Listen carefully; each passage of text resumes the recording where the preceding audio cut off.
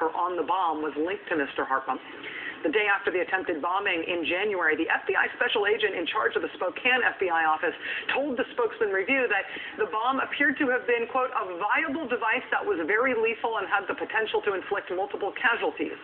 But he also talked about a potential motive, saying, quote, I think the link to the Martin Luther King celebration and march is inescapable. At that point, it falls directly in the realm and sphere of domestic terrorism. Clearly, there was some political or social agenda here.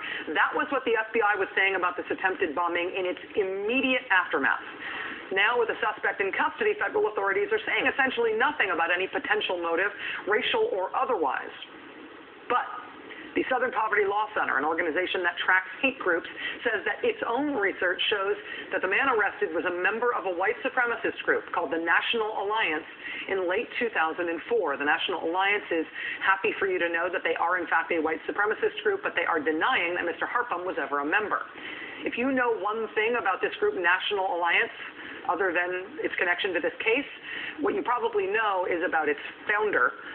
National Alliance was founded by a man named William Pierce. William Pierce is dead now. He's less famous for starting a white supremacist group than he is for writing a white supremacist novel called The Turner Diaries.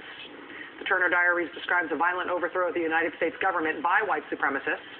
Clippings from the Turner Diaries were found in the car that Timothy McVeigh was driving when he was arrested after bombing the federal building in Oklahoma City. The book is believed to be part of Mr. McVeigh's inspiration for that crime. Although authorities are not commenting on links between the suspect arrested in the Spokane bombing yesterday and white supremacist organizations, reporter Thomas Klaus with the Spokesman Review newspaper said yesterday that investigators believe Mr. Harpham posted more than 1,000 entries talking about a race war and bombs on a racist internet forum. The paper reports that authorities will not publicly confirm it, but they believe Kevin Harpham was posting to a site called the Vanguard News Network. If they're right about him using that site, and they're right about what screen name he was using at that site, then this November 2004 entry is from him. Quote, in the Army, my lieutenant told me Timothy McVeigh read the Turner Diaries and that there was a blueprint for a truck bomb in it. After I was out of the service and was getting to the point of advanced anti-government libertarianism, I bought the book, and when I was finished, I was extremely disappointed that there was no plans for a bomb inside. When Kevin Harpham appeared in court this week, he acknowledged that he understands the charges against him and waived his bail hearing.